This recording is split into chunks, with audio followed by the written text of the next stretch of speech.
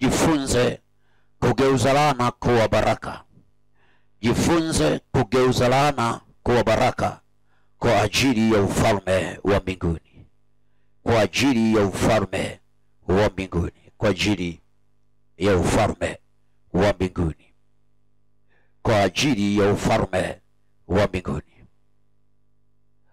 Na mpaka jana tulikuwa tumeishia kuangalia kile kitabu cha Mithali 27 ule mstari wa 14, na kile kitabu cha Kumbukumbu la Torati tukiangalia kwa mapana kuhusiana na laana. Nani yuko chini ya uvuli wa laana? Chini ya uvuli wa laana. Chini ya uvuli wa laana. Bwana Yesu asifiwe. Na leo tutasogea mbele kidogo. Tunaangalia sasa namna ya kujifunza kugeuza laana. Kujifunza kugeuza laana kuwa baraka. Kugeuza laana kuwa baraka.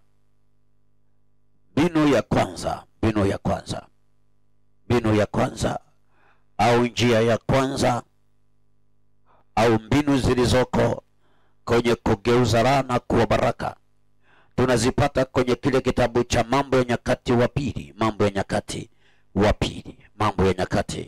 wa Pili. Kitabu kile cha Mambo ya Nyakati wa Pili, ile sura ya saba ule mstari kuanzia ule mstari wa 12, kuanzia ule mstari wa 12 na ule mstari wa 14. Mstari wa 12 mpaka ule mstari wa 14. Neno la Mungu linasema, Bwana akamtokea Sulemani usiku akamwambia, nimesikia ulioyaomba, na mahali hapa nimejichagulia kuwa nyumba ya dhabihu, nikizifunga mbingu isiwe mvua, tena nikiamuru nzige kula nchi, au nikiwapelekea watu wangu tauni. Ikiwa watu wangu walioitwa kwa jina langu watajinyenyekesha na kuomba na kunitafuta uso na kuziacha njia zao mbaya, nitasikia toka mbinguni na kuwasamehe dhambi yao na kuiponya nchi yao. Ule mstari wa 14, ngoja nirudie. Anasema, ikiwa watu wangu walioitwa kwa jina langu watajinyenyekesha na kuomba na kunitafuta uso na kuziacha njia zao mbaya, basi nitasikia toka mbinguni na kuwasamehe dhambi yao na kuiponya nchi yao.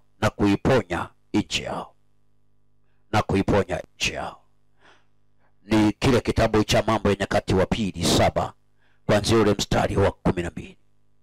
Naomba uinue kichwa chako unisikilize kidogo tokea kwenye ya maandiko. Nimekusomea habari ambazo zinamhusu mtumishi wa Mungu Sulemani mfalme. Mungu aliweka moyoni mwake kazi ya kumjengea Mungu hekalu la Bwana, lakini pia na kujenga nyumba ya mfalme. Na baada ya mfalme Sulemani kumaliza kazi ambayo Mungu aliweka moyoni mwake, na alikuwa akiomba kwa ajili ya kuweka wakfu, na alikuwa akiweka wakfu nyumba ya Bwana pamoja na nyumba ya mfalme kwa njia ya maombi. Na maandiko nasema ule usiku Mungu akamtokea Sulemani na kumwambia, maombi unayoomba nimeyasikia. Kwa lugha nyingine nasema, nimesikia kuomba kwako na maombi yako nimeyasikia, na nimejichagulia hii nyumba kuwa ni nyumba ya dhabihu. Lakini anaanza kueleza, ikiwa nimezifunga mbingu isiwe mvua, na ikiwa nimewapelekea watu wangu tauni, na ikiwa nimepeleka nzige kula nchi. Unaona, kwenye hayo mambo makubwa matatu, baada ya Sulemani kumwomba Mungu, tunaona Mungu anamtahadharisha Sulemani, ikiwa hawa watu ambao unaomba na unawaombea hapa, na watakuwa wanaabudu kwenye mji na kwenye hii nchi, wataasi maelekezo na maagizo yangu mimi Mungu, nitatoa laana. Na hiyo laana amezungumza kwenye maeneo makubwa matatu. Laana ya kwanza ameeleza ya kwamba ikiwa nimezifunga mbingu isiwe mvua. Na anaposema ikiwa nimezifunga mbingu isiwe mvua, maana yake kutakuwa na ukame. Kutakuwa na ukame. Bwana Yesu asifiwe. Bwana Yesu asifiwe. Kwa maana hiyo tunaona Mungu anasema kama hawa watu watafanya kinyume na maagizo yangu, nitatoa hukumu kwao, na hiyo hukumu nitazifunga mbingu isiwe mvua. Lakini pia nitapelekea watu wangu nzige. Hao nzige watakula nchi. Anaposema watakula nchi, maana yake watavamia mazao. Kuna nzige walio wa namna ya mwili na kuna nzige walio kwa namna ya rohoni. Kuna kufunga mbingu isiwe mvua kwa namna ya rohoni na kwa namna ya mwilini. Bwana Yesu asifiwe. Lakini jambo la tatu anasema nitawapelekea watu wangu tauni. Anaposema tauni anazungumza juu ya magonjwa. Anazungumza juu ya magonjwa. Magonjwa ambayo yanaweza yakatokea kwa namna ya kimwili, lakini pia kwa namna ya kiroho. Kwa namna ya kiroho. Kwa namna ya kiroho. Mungu anamwambia Sulemani. Anamwambia Sulemani.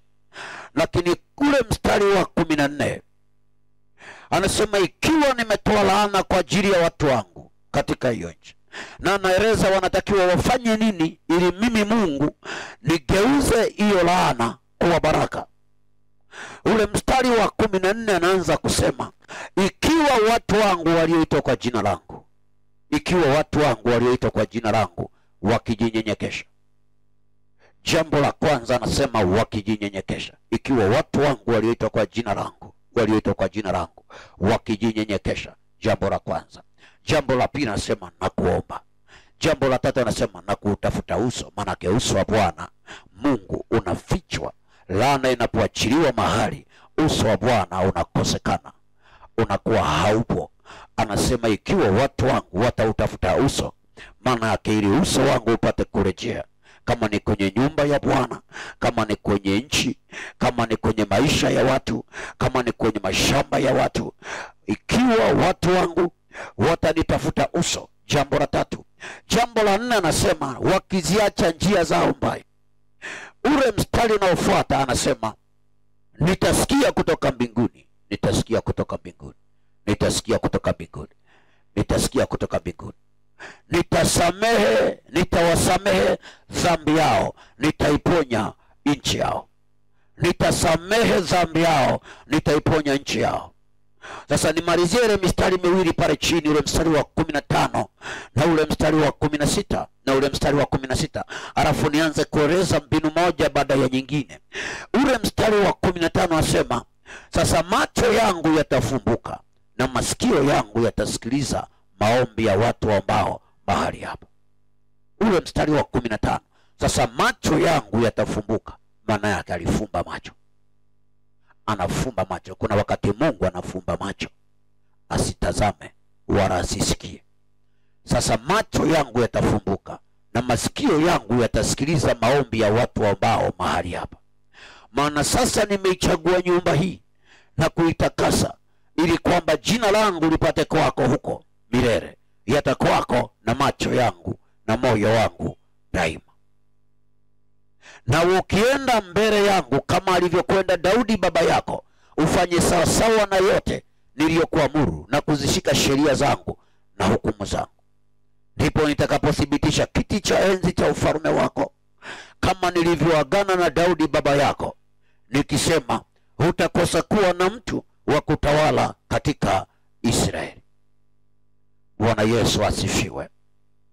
Ukiendelea kusoma maandiko ya pale chini utaelewa.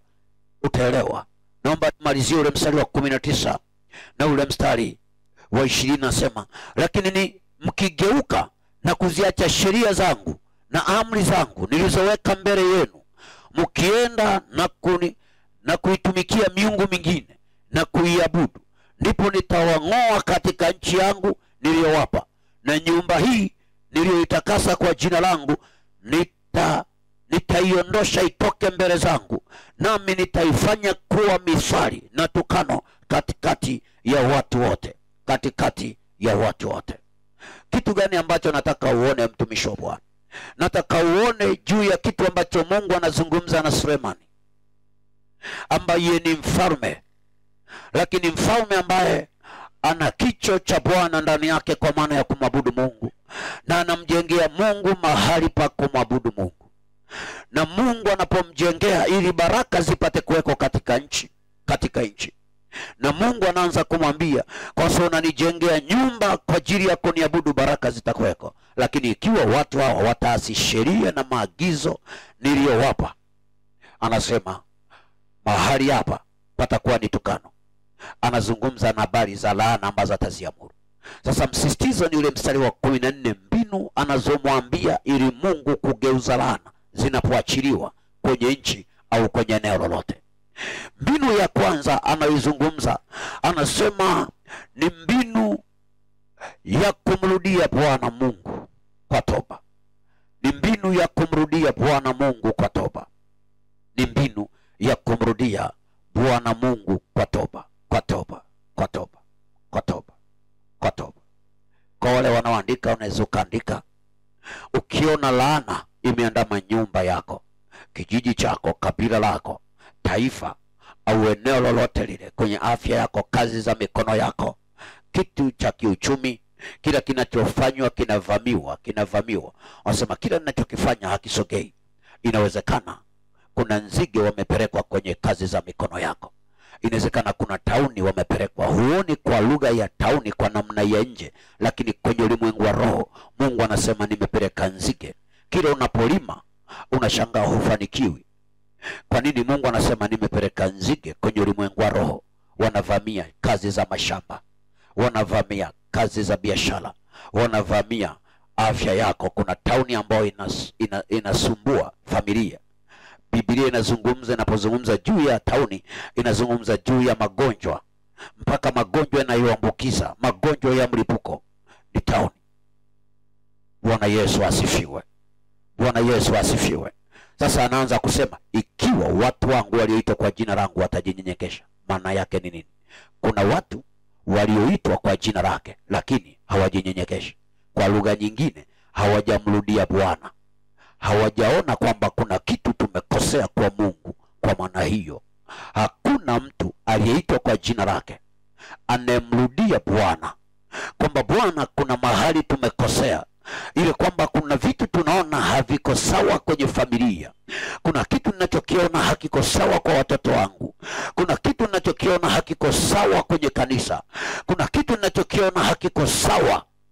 Watu wengi sana walioitwa kwa jina la Bwana hawarudi kwa Bwana kujinyenyekesha kwa Bwana.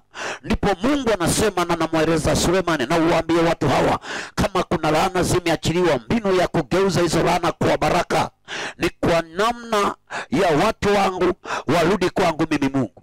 Na warudi kwa namna gani? Anasema warudi wakijinyenyekesha. Ikiwa watu wangu walioitwa kwa jina langu wakijinyenyekesha. Kwa maana hiyo, jambo la kwanza, mbinu ya kwanza, Mungu anatafuta kuona watu wanapoona mambo hayajakaa sawa sawa mahali. Kuna kitu cha laana kinaingia mahali, kama tulivyojifunza mahali, Yesu unatembea katika uvuli wa laana, au laana inatafuna, inafuatilia kizazi cha kwanza, kizazi cha pili, kizazi cha tatu. Katika maeneo yote ile Mungu atatafuta watu ambao watarudi. Inaposema kumrudia Bwana, anazungumza juu ya toba. Haleluya. Bwana Yesu asifiwe. Nasema Bwana Yesu asifiwe. Sasa cheki. Huyu Mungu anasema watu wangu walioitwa kwa jina langu wakijinyenyekesha. Maana yake sio watu wote. Anasema watu wangu. Anaposema watu wangu, anazungumza habari za wewe ambaye ni Mkristo. Unajua, una imani na Kristo Yesu. Haleluya. Nasema haleluya. Nasema tena haleluya. Kwa maana hiyo, kuna wakati Mungu anaweza akaona laana iko akanyamaza kimya. Ni mpaka aone unajinyenyekesha kwa Bwana. Maana yake unarudi kwa Bwana.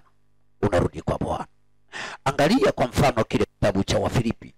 Anapozungumza juu ya kujinyenyekesha, anapozungumza kujinyenyekesha, anamaanisha nini? Anamaanisha nini? Kitabu kile cha Wafilipi, kumbuka tunaangalia mbinu ya kwanza kati ya mbinu nne ambazo Mungu ameziweka hapa kwenye kitabu cha Mambo ya Nyakati, anachomwambia na kumwonyesha Sulemani mtumishi wake. Kitabu kile cha Wafilipi, kitabu cha Wafilipi ile sura ya pili, ile sura ya pili. Nisome kuanzia ule mstari wa 5. Nisome kuanzia ule mstari wa 5, ule mstari wa 5. Tutaangalia na kile kitabu cha Wagalatia, kitabu cha Wagalatia ile sura ya 3. Kitabu cha Wagalatia ile sura ya 3, ule mstari wa 13 na ule mstari wa 14.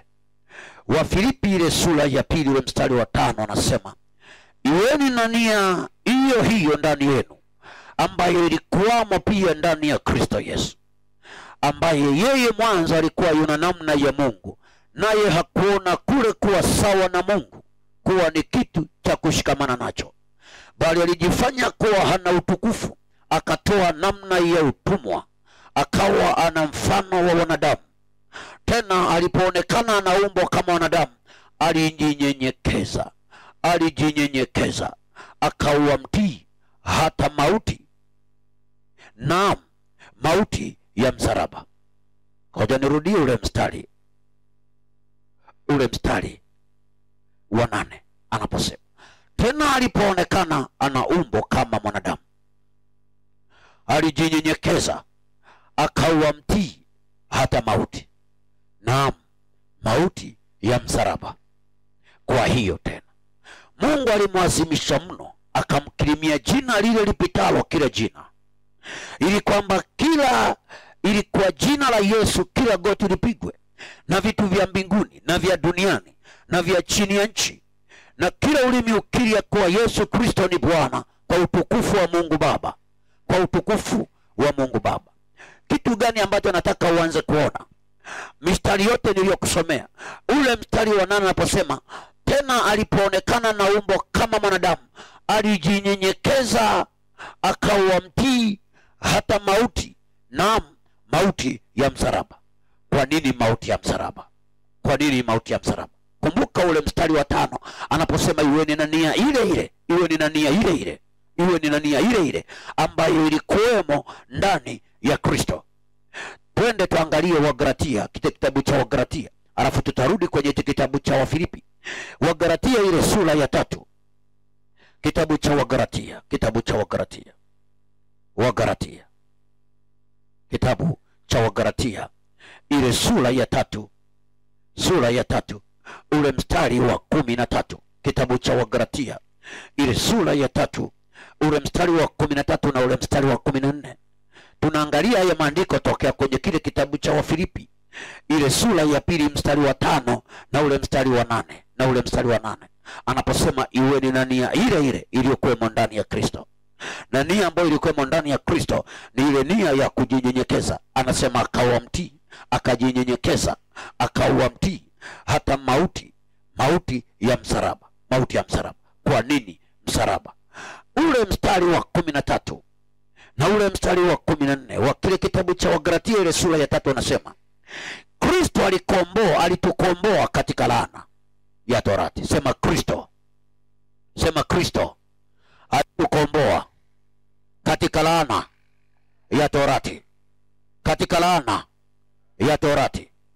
Tupoze kidogo. Anasema, kwa kuwa alifanywa laana kwa ajili yetu, kwa kuwa alifanywa laana kwa ajili yetu, maana imeandikwa, amelaaniwa kila mtu angikwaye juu ya mti. Maana imeandikwa, amelaaniwa kila mtu angikwaye juu ya mti. Ule mstari wa 14 anasema, ili kwamba baraka ya Ibrahim iwafikirie mataifa. Sema ili kwamba, sema ili kwamba baraka ya Ibrahim iwafikirie mataifa katika Yesu Kristo. Tupoze kidogo. Anasema tupate kupokea ahadi ya Roho kwa njia ya imani. Kitu ambacho nataka tuanze kuona kwenye haya maandiko ni nini?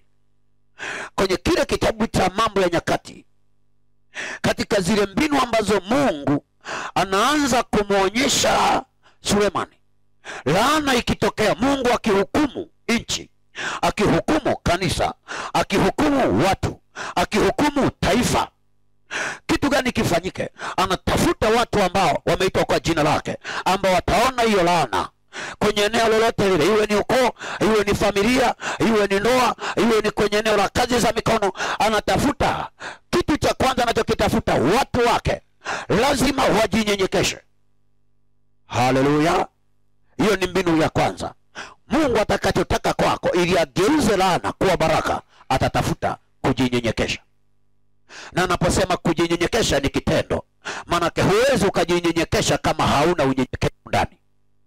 Amen. Kwa maana nazungumza na walio wanyenyekevu ili waweze kujinyenyekesha mbele za Mungu aliye hai. Kwa nini? Wameona ya kwamba iko laana mahali.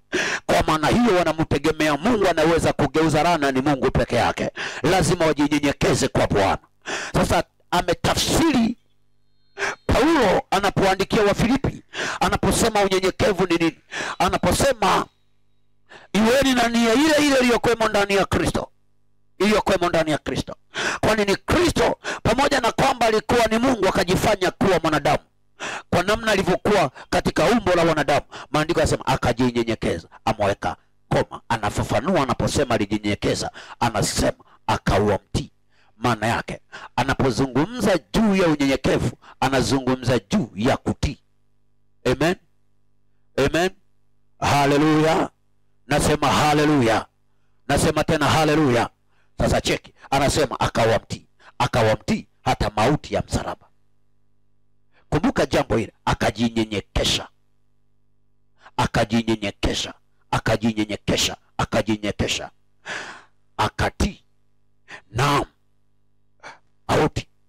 Hata mauti ya msalaba. Tukua tunatafuta kwa nini mauti ya msalaba. Maandiko yanasema hivi. Yesu alijinyenyekesha. Na kwa kuwa alijinyenyekesha kwenye mauti ya msalaba, anasema kwa nini alijinyenyekesha? Wagalatia anafafanua vizuri. Anasema Kristo alitukomboa katika laana ya torati. Kwa maana hiyo, kwa nini Yesu alienda msalabani? Ilikuwa ni kwa ajili ya kutukomboa toka kwenye laana. Maana yake kuna laana. Mpaka Yesu anakuja, kitu kilichomfanya Yesu aje duniani ni kwa ajili ya watu ambao wamelaaniwa. Usisahau tulikotokea kwenye kile kitabu cha Nehemia. Mungu anaanza kuambia wana wa Israeli juu ya laana ambayo wanalaaniwa na watu. Na Yesu anakuja, anashughulika na laana ambazo watu wamelaaniwa. Haleluya. Nasema haleluya. Nasema haleluya. Kwa maana hiyo Yesu anapoona kuna laana imefunika taifa, imefunika watu wake, wanamtafuta, hakuna namna anaweza kuona uso wa Mungu. Maana mahali palipo na laana, kuna namna watu wametengana na Mungu aliye hai. Watu waweza kumuona Mungu kama kuna laana. Kwa nini? Kwa sababu Kaini anasema umenitenga mbali na uso wako, umenifukuza mbali na uso wako. Kwa nini? Kwa sababu ya laana. Kwa maana hiyo, ili Mungu atulete karibu na yeye, ilikuwa lazima mtoe mwana wake wa pekee, ajinyenyekeze kwa Bwana. Ajinyenyekeze kwa ajili ya nini? Hata kuwa mtii mauti ya msalaba. Kwa ajili ya nini? Atukomboe kwenye laana. Maana yake kuna laana. Amen. Haleluya. Ili Yesu atukomboe kwenye laana, anadai kitu cha unyenyekevu. Lazima yeye ajinyenyekeze kwanza. Kule kujinyenyekeza ambako kulikuweko ndani yake, ndiko kulikotusaidia kukombolewa kutoka kwenye hiyo laana. Kwa lugha nyingine, hakuna namna tunaweza tukatoka kwenye laana isipokuwa mpaka tufikie ngazi ya msalaba wa Yesu Kristo. Amen. Wacha nizungumze kwa lugha hii. Fungua kile kitabu cha Mathayo, ile sura ya 16. Kitabu cha Mathayo mtakatifu. Mathayo mtakatifu. Ile sura ile ya 16. Sura ya 16. Nisome kuanzia ule mstari wa 21. Okay, nisome kuanzia ule mstari wa 13. Ni maandiko mengi kidogo, tupate kuvumilia kidogo. Kuna kitu nataka uone ili ni connect upate kuelewa. Tunazungumza juu ya kugeuza laana kwa baraka. Jifunze kugeuza laana kwa baraka. Jifunze kugeuza laana kwa baraka. Mathayo mtakatifu ile sura ya 16 kuanzia ule mstari wa 13 nasema, Basi Yesu akaenda pande za Kaisaria Filipi, akauliza wanafunzi wake akasema, watu hunena mwana wa Adamu kuwa ni nani?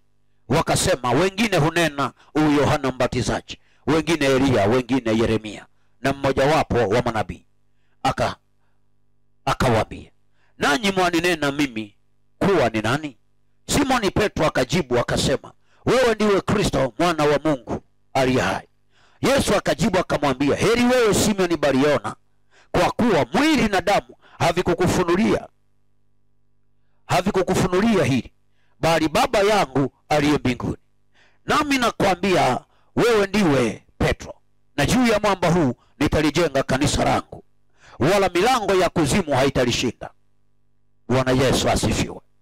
Bwana Yesu asifiwe. Anasema juu ya mwamba huu nitalijenga kanisa langu. Juu ya mwamba huu nitalijenga kanisa langu. Mwamba upi? Anaposema wewe ndiwe Kristo mwana wa Mungu aliye hai. Juu ya mwamba huu nitalijenga kanisa langu, wala milango ya kuzimu haitalishinda. Sema milango ya kuzimu. Sema milango ya kuzimu haitalishinda. Maana yake kuna mashindano kati ya milango ya kuzimu na kanisa. Amen. Amen. Ngoja nirudie. Nasema hivi, anaposema milango ya kuzimu haitalishinda hilo kanisa, maana yake kuna mashindano kati ya milango ya kuzimu na kanisa. Amen. Kwa mfano, wewe si ni kanisa?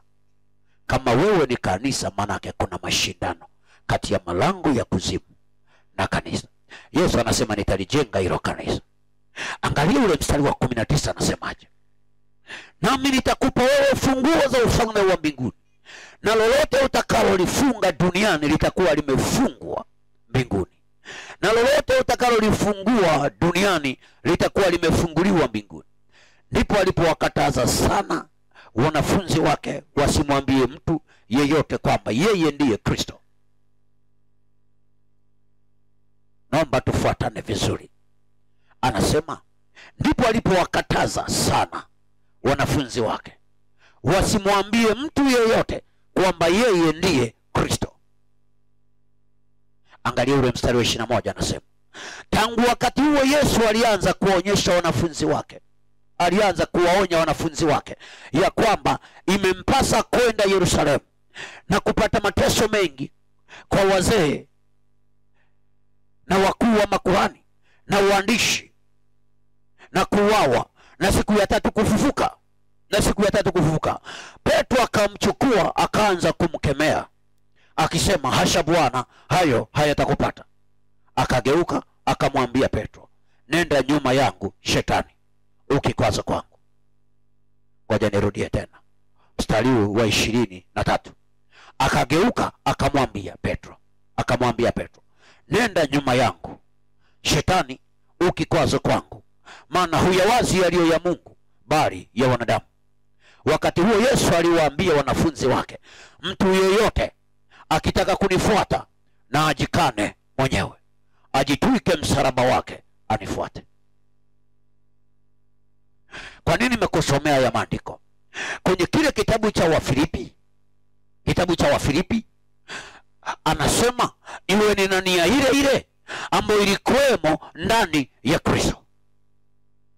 Na ile nia ambayo ilikuwemo ndani ya Kristo anaeleza juu ya utayari wake na unyenyekevu wake na kutii, pamoja na kwamba alikuwa na utukufu, alikuwa ni mwana wa Mungu, kuhesabu kule kuwa kama Mungu kuwa ni kitu. Wakati anaona watu wake wanateseka katika hali ya laana, maandiko yanasema akajinyenyekesha, akavua ile hali ya kuwa sawa na Mungu, akajinyenyekesha, akawa mtii hata mauti ya msalaba. Kwa nini? Kwa sababu alijua pamoja na nguvu nyingi alizokuwa nazo na uweza mwingi aliokuwa nao, njia pekee ya kuwatoa watu kwenye kongwa la laana ilikuwa ni kwa mauti ya msalaba, ni kwa njia ya msalaba. Kwa maana hiyo alikuwa tayari kujinyenyekesha kwa njia ya mauti ya msalaba ili mimi na wewe tupate kukombolewa. Sasa cheki maandiko anasema iweni na nia hiyo hiyo. Maana yake kama yeye alienda pale msalabani kukomboa, ukitaka pia kutoka katika mauti ya laana, lazima uwe tayari kujinyenyekesha sawa sawa na nia ya Kristo iliyokuwa ndani, kutoa kututoa katika laana. Maana tuwe tayari kutoka katika laana. Nia ya Kristo ilikuwa ni kututoa katika laana, na ndio maana nasema alitukomboa pale msalabani. Yesu Kristo alitukomboa kwa njia ya msalaba, alitukomboa toka kwenye laana ya torati kwa njia ya msalaba. Bwana Yesu asifiwe. Bwana Yesu asifiwe. Bwana Yesu asifiwe. Kwa maana hiyo, kitu anachojaribu kuweka msisitizo ndani ya maandiko, anasema hivi kwenye kitabu cha Mathayo, anazungumza na wanafunzi wake, anawauliza kwa kina ndani yake ya kwamba huko duniani wanajua mimi ni nani.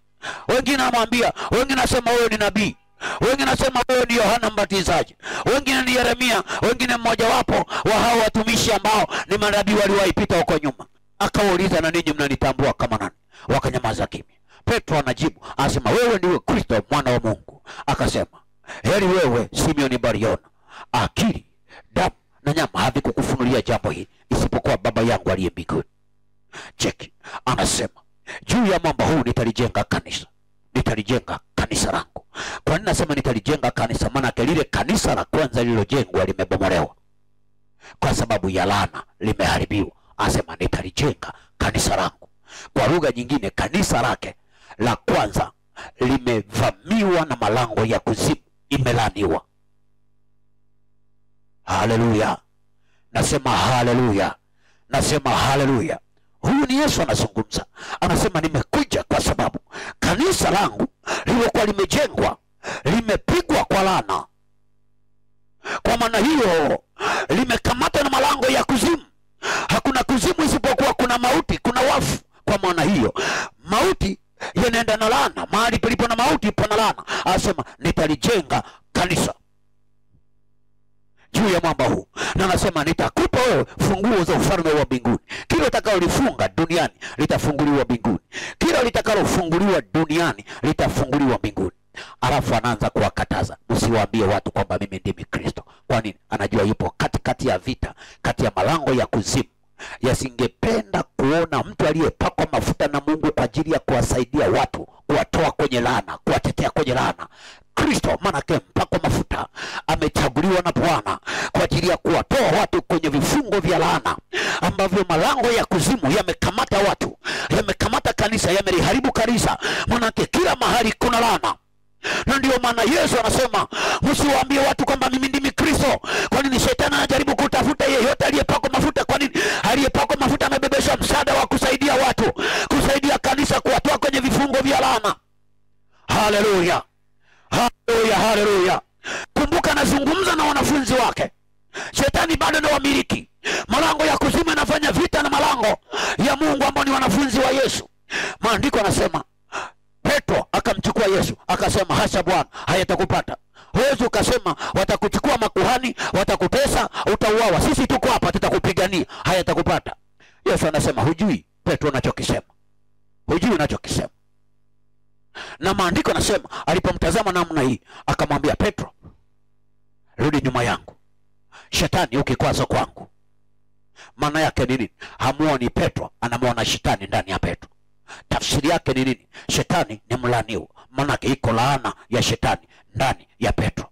Ndio maana Mungu, Yesu anamwambia Petro, huyawazi aliyo ya Mungu, unawaza aliyo ya wanadamu. Amen. Maana kuna viwango, ukitembea katika viwango vya laana, huwezi ukawaza ya Mungu, utawaza ya wanadamu. Ndio maana tuliangalia kule nyuma, ishara moja wapo ya kwamba laana inafanya kazi ndani yako, unamfanya mwanadamu kuwa kinga yako. Maana yake kila kitu utawaza ya wanadamu, huwezi ukawaza ya Mungu aliye hai. Mawazo yako yatakuwa ya ngazi ya wanadamu, huwazi yaliyo ya mbinguni. Kila kitu unawaza kwa level na kwa ngazi ya wanadamu. Yesu anasema rudi nyuma yangu Petro. Alafu anaanza kumwambia ukitaka kutoka kwenye hii laana Petro, na anaanza kuzungumza na wanafunzi wake, anawaonya ukitaka kunifuata mimi na kutoka kwenye hii laana, lazima ubebe msalaba wako. Maana ngazi ya mimi kuwatoa kule kwa wanafunzi haitoshi kuondolea laana. Laana inaondoka msalabani. Haleluya. Haleluya. Nasema tena haleluya. Kwa nini Yesu anawaambia abebe msalaba wake? Kwa sababu anasema yeye alikuwa mtii hata mauti ya msalaba. Kwa ajili ya nini? Kutukomboa kutoka kwenye laana. Lazima uende msalabani, lazima ubebe msalaba wako. maana hiyo Yesu anasema ukitaka kutoka kwenye laana yako lazima ubebe msalaba wako. Ukitaka kutoka katika laana ya familia lazima ubebe msalaba wa familia. Laana ya ukoo lazima ubebe msalaba wa ukoo. Laana ya taifa lazima ubebe msalaba wa taifa. Huyu ni Yesu anazungumza. Maana ili laana itoke, njia pekee ni lazima ukubali kujinyenyekesha. Maana kutii, kubeba msalaba. Sasa check, anasema huwezi ukabeba msalaba ni mpaka ujikane wewe mwenyewe. Kwa lugha nyingine anajaribu kusema nini? Kubeba msalaba, kuingia hatua ya msalaba tuchepesi, kinahitaji hali ya kujikana. Amen. Nasema amen. Haleluya. Nasema haleluya. Haleluya, haleluya. Kwa nini nazungumza kitu cha namna hii? Kuna Wakristo wanaweza kawa wengi, mipango yao inaweza kawa ni mingi. Muda wako wako hapo, wengine wamefungua maduka. Wewe umefunga, unasema kwa Bwana. Umeacha kazi za mikono yako, umekuja kwa Bwana, ni msalaba. Mwambie jirani yako uwepo wako hapa ni msalaba. Mwambie jirani yako uwepo wako hapa ni msalaba umebeba. Si kitu chepesi. Amen. Nasema amen. Haleluya, haleluya. Haleluya, haleluya.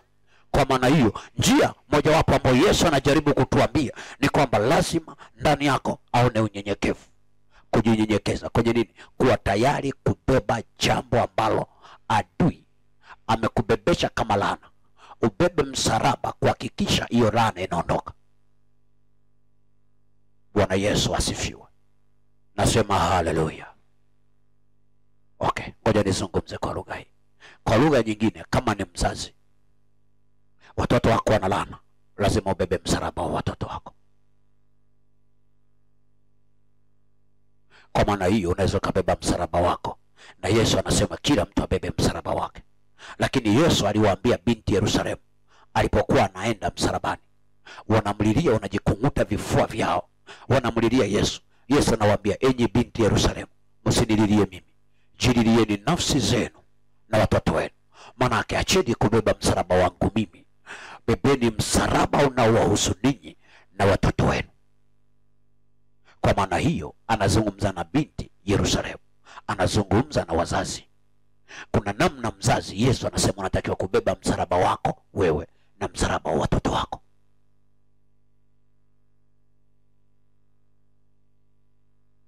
Sasa huwezi ukabeba, ni mpaka uwe mtii. Bwana Yesu asifiwe.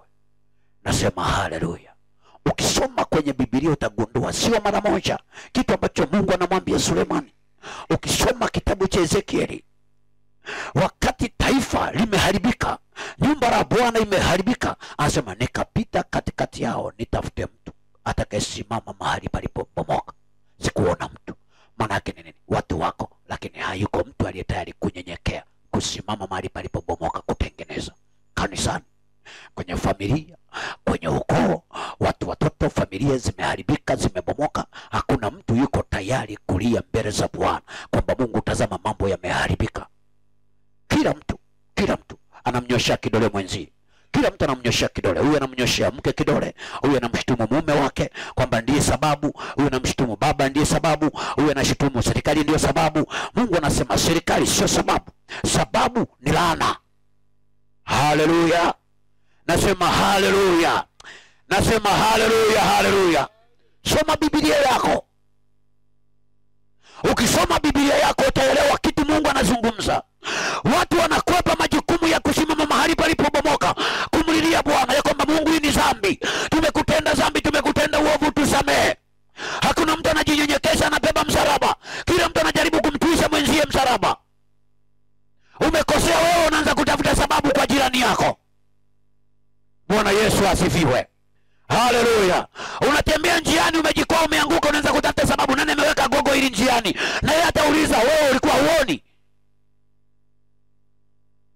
Badala ya kujihukumu, nimeanguka kwani sijaona hili gogo njiani, unaanza kutafuta nani ameweka hili gogo njiani.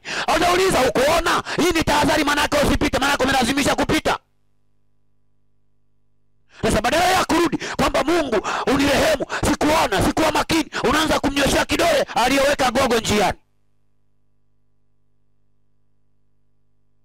Bwana Yesu asifiwe. Bwana Yesu asifiwe. Nasema haleluya. Nasema haleluya, haleluya. Kwa maana hiyo Mungu anatafuta watu ambao watajinyenyekesha katika mazingira yoyote. Nenda kwenye familia, ukiona mambo yanaharibika, kuna uharibifu umeingia, hata kunyosha kidole kwa mwenzio na yeye hapendi, anajikuta ni laana inamtaharakisha, rudi magotini mwa Bwana, kwamba Bwana, kuna jambo limeharibika hapa. Inawezekana mnyosha yule kidole ni mimi mwenyewe nimeharibu. Bwana Yesu asifiwe. Haleluya, haleluya. Kwa maana hiyo Mungu anatafuta kitu cha unyenyekevu kule ndani. Na unyenyekevu mojawapo anaotuambia ni unyenyekevu wa kuwa tayari kubeba msalaba. Kwa maana hiyo ukibeba msalaba ndio muendee Yesu. Kwa maana hiyo ukimfuata Yesu, unapomuomba Yesu, jambo la kwanza kabla hujamfikia Yesu, ataangalia msalaba, atakuuliza msalaba wako uko wapi? Wengine wamebeba msalaba ya watu wengine, atakuuliza kwanza msalaba wako uko wapi? Bwana Yesu asifiwe. Nasema haleluya. Ukienda mbele za Mungu, Mungu atatafuta msalaba wako, atataka aone msalaba. Maana anasema atakaye kunifuata sharti abebe msalaba wake, ajitwike kisha anifuate.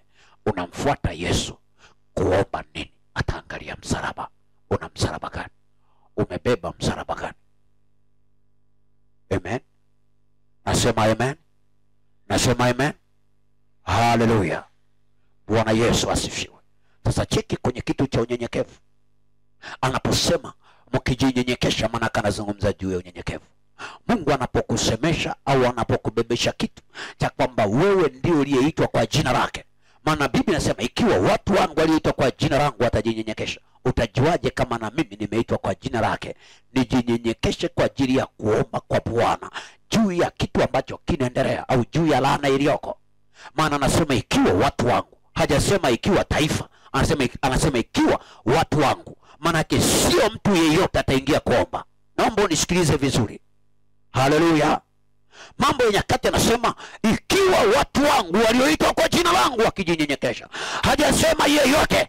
Laana inapokuja, si yeyote anatakiwa kwenda mbele za Bwana. Anasema ikiwa watu wangu walioitwa kwa jina langu. Ukiendelea ule mstari wa 15, anasema na yeyote atakayeomba, wote waombao mahali hapa nitasikia. Ule mstari wa kwanza anasema watu wangu. Hapa anasema waombao mahali hapa nitasikia. Maana yake hata mchawi akiomba, Mungu atamsikia. Mganga akiomba, Mungu atamsikia. Mzinzi akiomba, Mungu atamsikia. Lakini kwa habari ya kuomba kugeuza laana kuwa baraka, wanatafuta watu walioitwa kwa jina lake. Sasa utajuaje ya kwamba na mimi nimepewa fursa ya kuomba kugeuza mazingira ya laana kuwa baraka? Wangapi wamedaka kitu nimesema? Haleluya. Nasema haleluya. Nasema haleluya. Kwa maana hiyo nataka tuanze kuona utajuaje kwamba mimi nimechaguliwa. Na hapa anasema kujinyenyekesha. Utajinyenyekeshaje kama hujaitwa kwa jina la Bwana? Maana yake ishara moja wapo ni unyenyekevu. Amen. Ni nini? Utajuaje? Utajuaje? Angalia kile kitabu cha Petro wa kwanza, msingi wa unyenyekevu, kujinyenyekesha. Kitabu kile cha Petro wa kwanza, kitabu kile waraka wa Petro wa kwanza, waraka wa Petro, ule waraka wa kwanza wa Petro, ile sura ya 5, ule mstari wa 5, nataka kwanza uone msingi wa Mungu. Kwa nini nasema wakijinyenyekesha? Na huwezi ukajinyenyekesha mpaka uwe mnyenyekevu kule ndani. Anasema hivi: vivyo hivyo ninyi vijana watiini wazee. Naam, ninyi nyote jifungeni unyenyekevu. Ninyi nyote jifungeni unyenyekevu, mpate kuhudumiana, kwa sababu Mungu huwapinga wenye kiburi, lakini huwapa wanyenyekevu neema. Huwapa wanyenyekevu neema. Haleluya. Kwa maana hiyo, kwa nini anasema mjinyenyekeshe? Anatafuta wanyenyekevu, maana tambo ndani yao kuna utii. Okay. Kwa nini anatafuta kitu cha namna hiyo? Kwa sababu Mungu anawapa neema wanyenyekevu. Neema ya kugeuza laana kuwa baraka inaenda kwa wanyenyekevu. Amen. Amen. Nasema amen. Kwa maana hiyo, unapoenda mbele za Mungu, Mungu atatafuta unyenyekevu ili akupe neema. Kwa nini? Kinyume cha unyenyekevu ni kiburi, na Mungu anawapinga wenye kiburi. Na si tu kwamba anawapinga, maandiko nasema huwarani wenye kiburi. hawapati neema. Kwa Mungu anategemea unapoenda mbele zake aone kitu cha unyenyekevu kule ndani. Bwana Yesu asifiwe. Angalia unyenyekevu ni nini. Angalia kitabu cha Isaya 66. Kitabu cha Isaya, ile Isaya 66. Nataka tuone utajuaje kama mimi nimechaguliwa na mimi nimepewa nafasi ya kuomba kwa Mungu, kugeuza laana kuwa baraka kwenye ngazi ya unyenyekevu. Nitajuaje kana kwamba na mimi nimeingizwa, nimeitwa. Sahihi, Mungu anapozungumza na wewe na umeitwa, anacheki kitu cha unyenyekevu, kitu cha unyenyekevu. Isaya 66. Ule mstari wa kwanza.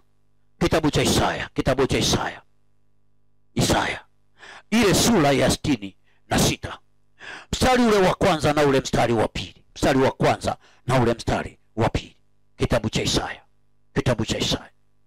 Ile sura ya 66, mstari wa kwanza na ule mstari wa pili. Kitabu cha Isaya anasema, Bwana asema hivi, mbingu ni kiti changu cha enzi na dunia ni mahali pa kuweka miguu yangu. Mtanijengea nyumba ya namna gani? Na mahali pangu pa kupumzika ni mahali gani? Maana mkono wangu ndio uliofanya hivi vyote. Hivi vyote vikapata kutokea, asema Bwana. Lakini mtu huyu ndiye nitakayemwangalia. Angalia, asema mtu huyu ndiye nitakayemwangalia. Lakini mtu huyu ndiye nitakayemwangalia. Mtu aliye mnyonge, moja. Mbili, anasema aliyepondeka roho yake. Mwenye roho iliyopondeka, mwenye roho iliyopondeka. Tatu, atetemekae asikiapo neno langu. Atetemekae asikiapo neno langu. Mtu huyu ndiye nitakaye mwangalia. Haleluya. Nasema haleluya. Okay. Kitu gani nataka uone? Huyu ni Mungu anaona watu duniani. Hana mahali pa kupumzika, pa kuweka miguu yake. Anaanza kueleza, mbinguni ni kiti changu cha enzi, duniani ni mahali pa kuweka miguu yangu nipate kupumzika.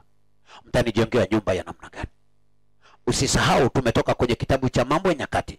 Suleiman anapomjengea Mungu nyumba, alafu ile nyumba anaiweka wakfu.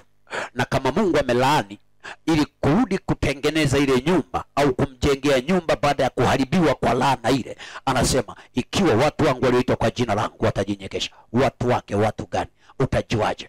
Hapa anasema hivi, mtanijengea nyumba ya namna gani? Suleiman alikuwa amejenga nyumba, hapa sasa mtanijengea nyumba ya namna gani? Amen. Alo. Nasema alo. Lakini anasema si kila mtu anaweza kumjengea Mungu nyumba. Maana kwa lugha nyingine, si kila mtu anaweza kugeuza laana mahali pa laana kuwa baraka. Mahali pa nyumba ya Mungu ni mahali pa kuachilia baraka. Kwa maana hiyo, si kila mtu anaruhusiwa kumjengea Mungu nyumba. Na anasema mtu huyu ndiye nitakayemwangalia. Kumbuka masharti yale. Na huyo mtu anachozungumza hapa, anasema mtu aliye mnyonge, atetemekaye asikiapo neno la Bwana, mwenye moyo au roho iliyopondeka. Na ukianza kuangalia hayo mambo, anazungumza juu ya unyenyekevu. Manake mtu mnyenyekevu ni mtu ambaye ndani yake ana unyonge. Haleluya. Haleluya. Nasema haleluya.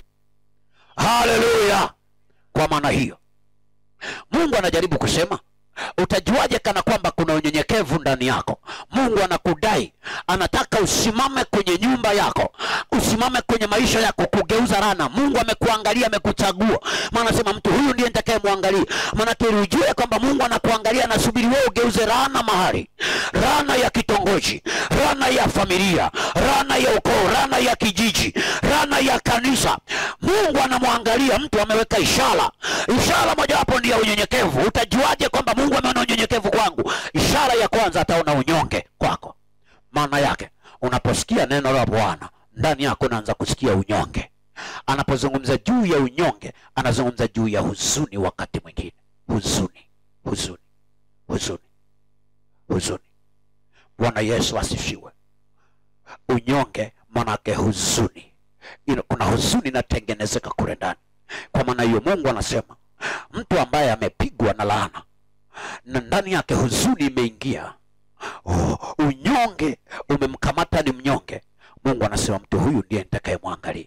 Saa ingine unasikiliza neno la Bwana, kuna hali ya unyonge, unasikia ujumbe unapokuja ni kama unasema huyu mtu ananisema mimi, huyu mtu amemwambia habari zangu.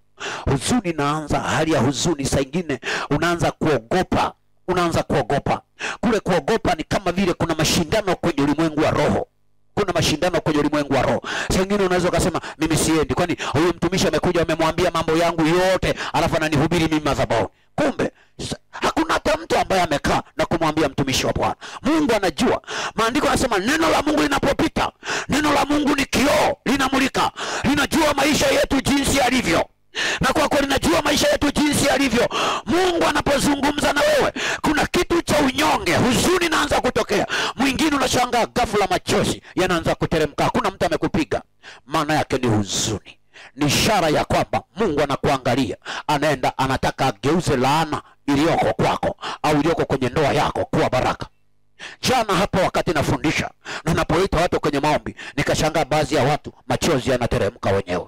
Maana yake ni kwamba nini? Mungu akikutazama anasema nimeona unyonge wako. Maana yake ninaanza na wewe.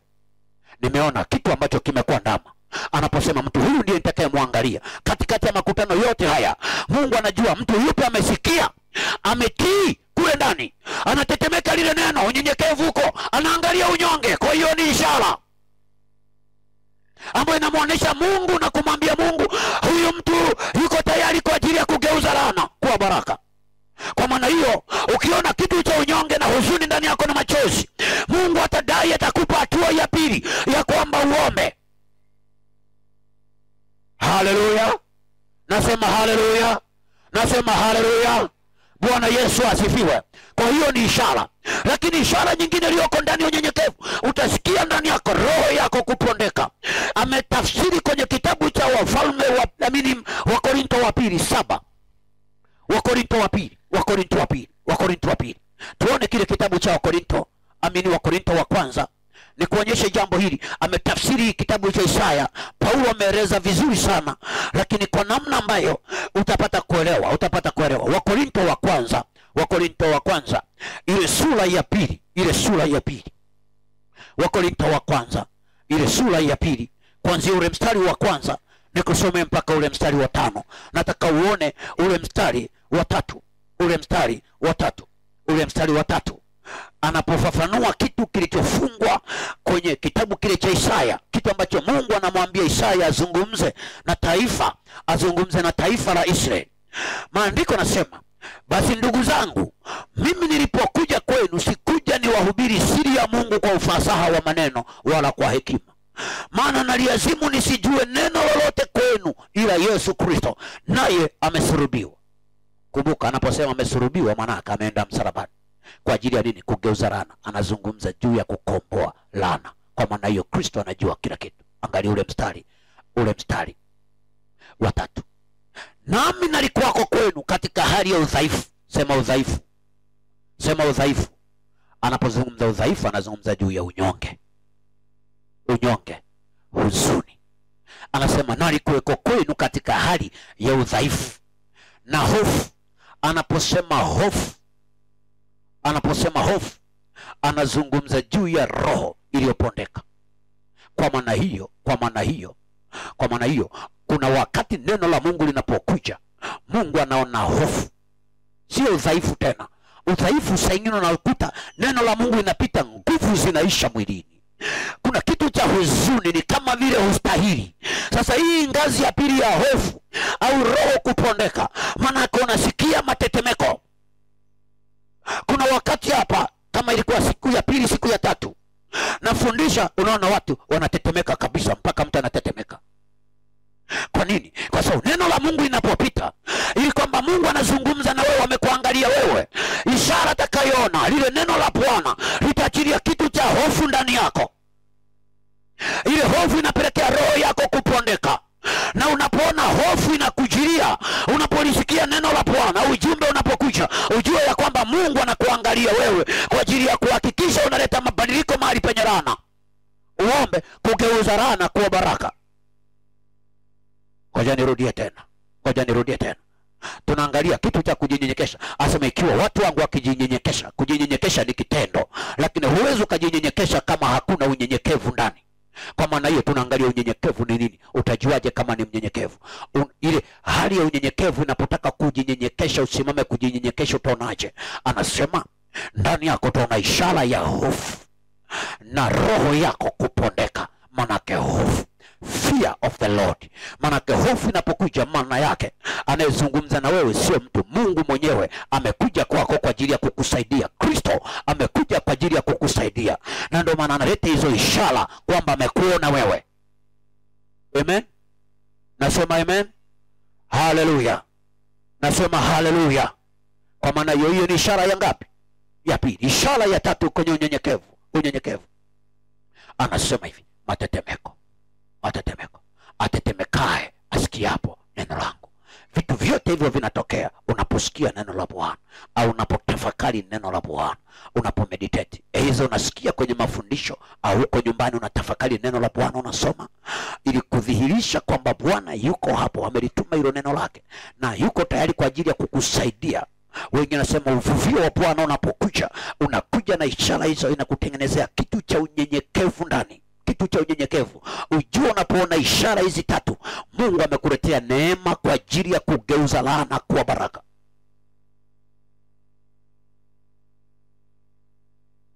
Amen. Nasema amen. Nasema amen. Kwa maana hiyo, ukiona kitu cha unyenyekevu, maana yake uko tayari kubeba msalaba. Kwa Mungu anapokuonyesha ishara za namna hiyo, maana yake uko tayari kubeba msalaba wa kugeuza hiyo laana kuwa baraka. Sasa anapozungumza juu ya matetemeko, kuna wakati mwingine watu wamefundishwa vitu vibaya. Wanafikiri kila mtu anayeanguka anapoombewa ni pepo. Kwa maana hiyo, ukianza kuombea watu, hata ukiita watu akija mbele, anajipanga. Mtumishi anapomwendea kumbandikia mkono, unaona matetemeko, na anajipanga kabisa, anasimama vizuri ili asionekane ameanguka, maana anayeanguka anaonekana na pepo. Si kweli. Biblia inasemaje? Mtu huyu ndiye nitakayemwangalia atetemekae. Kwa maana hiyo, matetemeko yanapokuja ni ishara ya Mungu kukuangalia kwamba huyu ndiye ambaye nimemchagua kwa ajili ya kulitengenezea nyumba, kugeuza laana iliyofunika nyumba, kanisa la Bwana. Alafu wewe hutaki uonekane unatetemeka mbele za Bwana kwamba mimi sijachaguliwa na Bwana. Unakuta kabisa neema ya Mungu iko juu ya mtu mwingine, na machozi yanatoka, anashindwa kuyazuia, anafuta ili asionekane analia kwa watu, anafuta. Sasa check, unawaza mawazo ya kibinadamu. Mungu anaangalia na ishara na upako wa Mungu unapokuja. Paulo anawaambia watu, nalikuweko kwenu katika hali ya hofu na udhaifu na matetemeko. Ni mtumishi wa Bwana. Sasa cheki, kuhubiri kwangu si kuhubiri katika hekima za wanadamu ili kushawishi akili zenu. Maana kuna watu unaweza kaamini huyu mtu anaweza kaongea vizuri anavyoongea, anaongea vizuri huyu mkaka, lakini akikupeleki mbinguni. Unaweza kanifuata ukaja nikafungua kanisa, ukaja kwa namna ya hekima ninavyozungumza maneno matamu, unakaja mahali nilipo ukasema maneno matamu, hayakupeleki mbinguni. Paulo anasema sikuja kuwashawishi akili zenu kwa ufasaha wa maneno, kwa hekima maneno, bali kwa nguvu na kwa dalili za Roho Mtakatifu. Maana yake unyenyekevu unapokuja, kitu cha hofu za Bwana ni dalili za Roho Mtakatifu na nguvu za Bwana. Ni Roho Mtakatifu mwenyewe anahusika, sio mtu anayesema na wewe. Ndicho Paulo anachosema. Bwana Yesu asifiwe. Wengine wanahitaji wafarijiwe na viongozi wake, watakufariji, lakini hiyo faraja haitakupeleka mbinguni. Kwa sababu kitakachokupeleka mbinguni ni Roho Mtakatifu, na anaangalia mwenyewe na anakuja na ishara mwenyewe. Ndio maana Paulo hataki kuwekeza kwa watu wazungumze kwa hekima na kwa maneno ya fasaha kushawishi watu. Anataka kwa hekima ya Roho Mtakatifu na kwa ishara ya Roho Mtakatifu, ili anapozungumza uone kabisa kwamba no, haya maneno yananichoma huku ndani. Hata kama nakuja kama upanga, hata kama yakufurahisha, sema kwa kweli kabisa, hata anapozungumza na mimi moto unawaka huku ndani. Mungu ameniona ni mimi. Wengine badala ya kumshukuru Mungu kwamba Mungu ameniona, anaanza kurudi nyuma. Anaanza kukimbia. Anaanza kukimbia kwa kutokujua, anaanza kukimbia. Watu wanakimbia, maana yake wanakimbia na laana zao. Mungu anasema ikiwa watu wangu walioitwa jina wakijinyenyekesha, maana yake kuna unyenyekevu. Watu walioitwa kwa jina la Bwana, kuna ishara ya unyenyekevu inakuja, na unyenyekevu ambao unakuja na chini ya hizo sifa tatu ndani yake. Ndani yake. Ndani yake. Bwana Yesu asifiwe. Bwana Yesu asifiwe. Angalia ishara ya unyenyekevu sasa inapokuja, na mambo matatu yanahimiza kitu gani? Kumbuka napozungumza habari ya unyonge, nimekuambia habari za kitu cha huzuni. Kitu gani inakusaidia? Angalia Wakorintho wa pili. Kitabu kile cha Wakorintho wa pili. Kitabu cha Wakorintho wa pili. Ile sura ya 7. Wakorintho wa pili ile sura ya 7. Wewe ukipata muda homework nyumbani, soma kuanzia ule mstari wa 6. Kwa sababu ya muda mimi nisogee mbele kidogo. Nisome kuanzia ule mstari wa 9. Neno la Mungu linasema, sasa ninafurahi si kwa sababu ya ninyi kuhuzunishwa, bali kwa sababu nalihuzunishwa, hata kwa sababu mlihuzunishwa hata mkatubu. Maana mlihuzunishwa kwa jinsi ya Mungu, ili msipate hasara kwa tendo letu katika neno lolote. Maana huzuni iliyo kwa jinsi ya Mungu hufanya toba liletalo wokovu lisilo na majuto, bali huzuni ya dunia hufanya mauti. Maana angalieni, kuhuzunishwa kuko huko kwa jinsi ya Mungu kulitenda bidii kama nini ndani yenu, yani naam, na kujitetea, naam, na kukasirika, naam, na hofu, naam, na shauku, naam, na kujitahidi, naam, na kisasi. Kwa kila njia mmejionyesha wenyewe kuwa safi katika jambo hilo. Angalia ule mstari wa 11, ndio kitu nataka uone.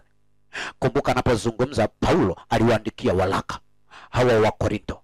Ule walaka ulibeba ujumbe wa Mungu. Aliposoma maandiko nasema uvuvio wa neno la Mungu na ule ujumbe ukaenda kupelekea kitu cha hofu ndani yao na huzuni. Wakahuzunika, lakini walihuzunishwa katika Mungu kwa sababu Roho Mtakatifu ndiye aliyebeba ule ujumbe. Wakahuzunishwa, walipohuzunishwa ile huzuni ikawapelekea kufanya toba. Kumbuka unyenyekevu unawapelekea kufanya toba, kumrudia Bwana. Hawakujihesabia haki kwamba amenikosea sana, kwani amenisema mbele za watu, kwani amenishitumu namna hii, lakini ilisababisha wale watu ile huzuni iliyoingia ndani yao kurudi na kutubu mbele za Bwana. Sasa cheki ile huzuni, maandiko yanasema ikawapelekea kufanya toba liletalo wokovu. Anaposema iletalo wokovu, maana yake ile toba, ile huzuni ikawapeleka msalabani.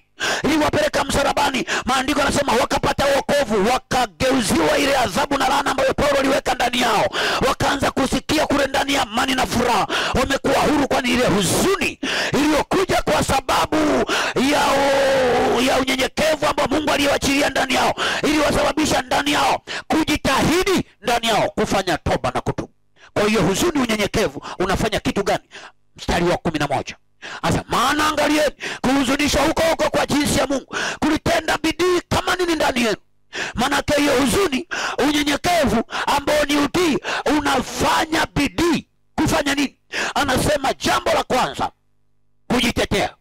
Kwa maana hiyo, kumbuka tulikotokea uko chini ya uvuli wa laana. Mungu anakuambia ashe, ukiona kitu cha namna hii ujue uko chini ya uvuli wa laana. Mwingine anakasirika, maana yake umechukua kwa jinsi hiyo huzuni, kwa jinsi ya dunia, unarudi utaangamia huko mbele. Mwingine anaposikia kitu cha namna hiyo, uwe na uhakika ndani yako huzuni iliyo kwa jinsi ya Mungu itakuwekea bidii ya kwanza kujitetea mbele za Mungu. Sema kujitetea. Maana yake hata unapokuwa mahakamani, hukumu inaposomwa, unapewa nafasi ya kujitetea. Sasa Paulo anazungumza kitu kilichoko ndani ya upako huu wa unyenyekevu. Unapokuja ndani yako, unapoona kitu cha namna hii, ili uanze ufanye nini? Unaanza kujitetea juu ya nini? Kitu cha laana kilichoachiliwa juu yako, kilichoachiliwa kwenye eneo ambalo unatubia. Ikiwa ni kwenye eneo lolote lile, lazima utasikia kitu cha kwanza, kujitetea kwa Bwana. Bwana Yesu asifiwe. Haleluya. Nasema haleluya. Kwa jambo la kwanza ndani yake kuna kujitetea. Amen. Wangapi wameelewa? Kwa unyenyekevu unapokuja ndani yako unakuletea huzuni. Hiyo huzuni inatengeneza bidii ndani yako kujitetea, kufanya toba. Ile toba inakuwekea kitu cha kujitetea kule ndani. Maana ukiona unaumwa, inakuja inakuwekea kitu cha kwanza kujitetea kule ndani. Ikiwa ni kwenye familia ulikosea, lakini unapewa nafasi ya kujitetea.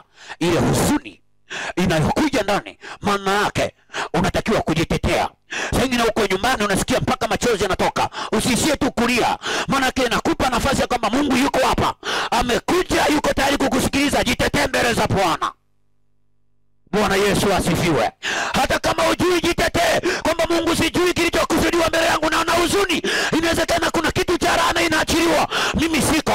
Inawezekana wachawi wamekaa vikao wanakuhukumu kwamba wakuroge, wewe hauko, hakuna mtu akukutetea. Mungu anakuletea kitu cha huzuni ndani yako, maana anakupa nafasi. Jitetee. Hata kama wewe mwambie Mungu, mimi sijui, lakini sijapata nafasi ya kujitetea. Jitetee mbele za Bwana. Moja kitu cha kukataa, kataa laana inayokusudiwa juu yako, kataa laana inayokusudiwa juu ya safari yako, kataa laana inayokusudiwa juu ya kazi za mikono yako, kwenye kile eneo, kwenye biashara yako. Wengine wanapanga kuua biashara yako, wanapanga kushambulia miradi yako. Utasikia huzuni, unyonge unakuja ndani. Wengine hata kama ulikuwa unapanga safari, unaona nguvu ya safari imeisha, unasema sioni kusafiri, alafu unasema acha tu niahirishe safari. No, hujatibu. Maana unaona unyonge, ule unyonge unakuwekea kitu gani ndani yako? Kujitetea. Jitetee mbele za Bwana. Bwana Yesu asifiwe. Bwana Yesu asifiwe. Jambo la pili, anasema na kukasirika. Maana yake ni nimekuambia hapa ishara. Sasa ingine neno la Mungu linapokuja linakutengenezea kitu cha mapambano kule ndani. Wengine anasikia kukasirika, maana kitu cha huzuni inapokuja kwa sababu ya unyenyekevu, kuna kukasirika, kukasirikia kitu kibaya. Kwa nini mimi ni wa hivi hivi? Kwa nini mimi ni maskini? Kama ni maskini, hasira haiko, utaendelea kuwa maskini.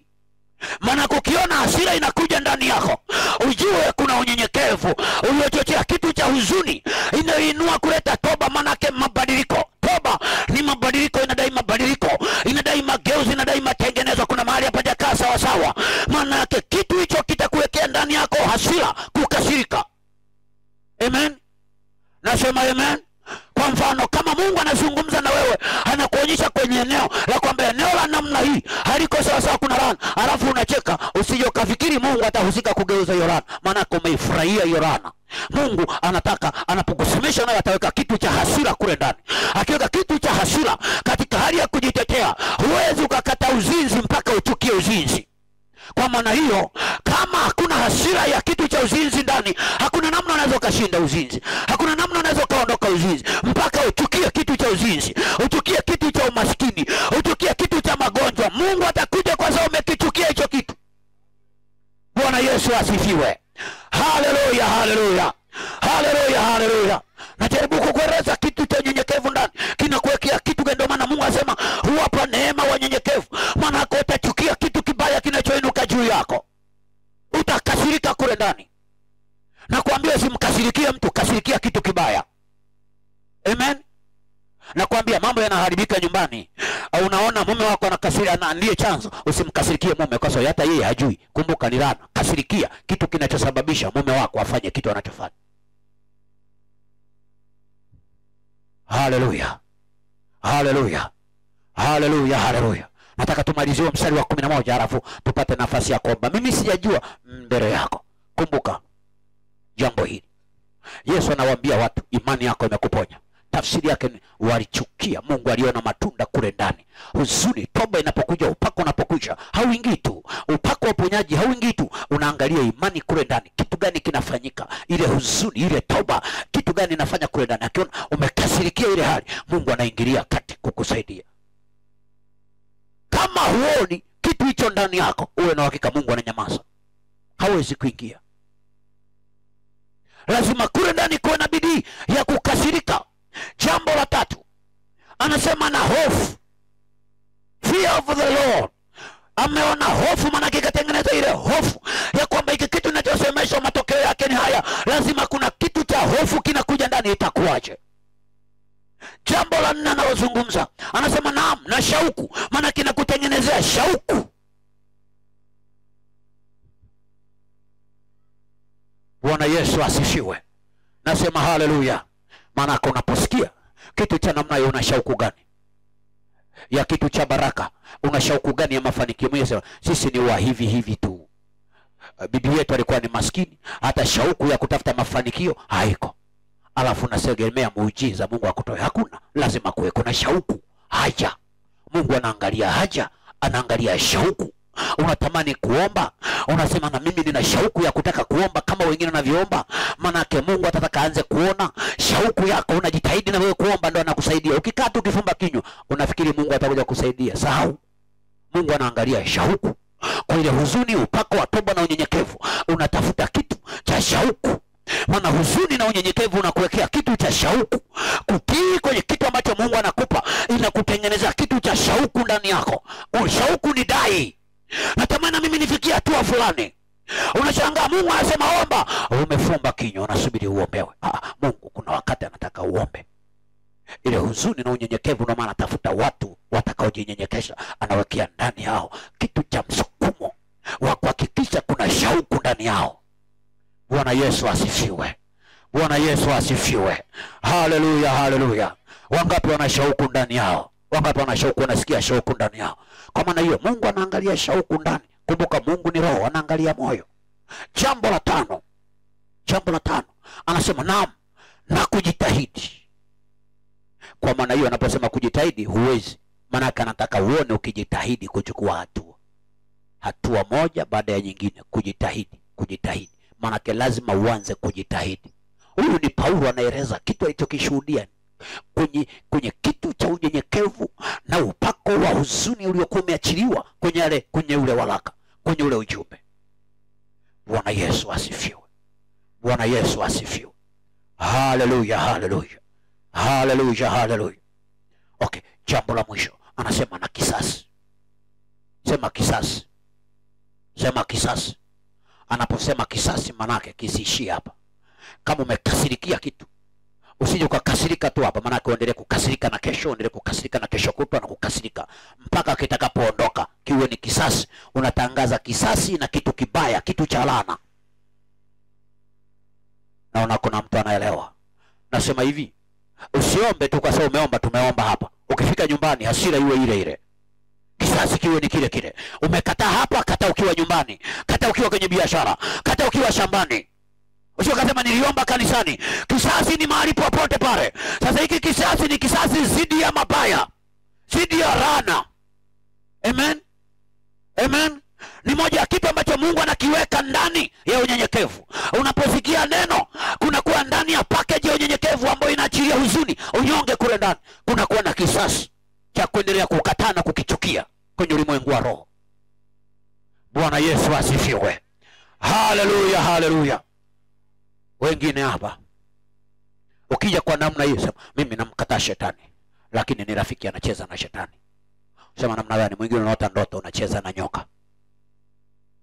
Maana yako ukija huko unasema mimi namchukia sana shetani, lakini unaota ndoto unacheza na nyoka. Maana yake ni marafiki au una kisasi na shetani. Unacheza na ubaya, unacheza na uovu, unaoleta laana. Maana yake hauna kisasi. Mungu anatafuta moja ya kitu ambacho anaweka mbinu, anatafuta mtu ambaye atajinyenyekesha. Huwezi ukajinyenyekesha mpaka uone hizi dalili ndani yako. Unaposikia neno la Bwana, Mungu anaposema, utaona kabisa Mungu anasema na wewe, na wewe unasema kabisa hili ni jambo linalonihusu mimi. Unatamani na familia ingekuwepo, na shangazi angekuwepo, na mama angekuwepo, asikie. Ujue Mungu wewe ndo anakuita. Usimame kwa ajili ya kubadilisha laana unayoiona mahali. Mungu amekuchagua wewe kwa jina lako.